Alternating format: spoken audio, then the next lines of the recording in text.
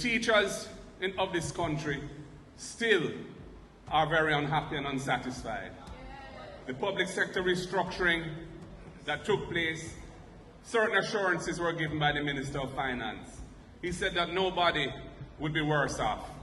That is not the experience that many who have gone through it have had. Many of them feel that they are worse off.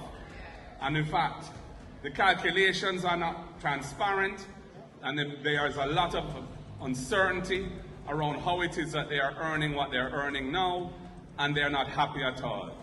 Jamaica cannot afford to have a more demoralized workforce in the education system. Our teachers must be dealt with respect, they must be dealt with fairly, they must feel that they are valued for what they do for our children and our society.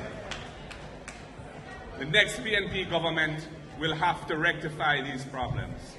The inequities in the new arrangement will have to be adjusted and sorted out.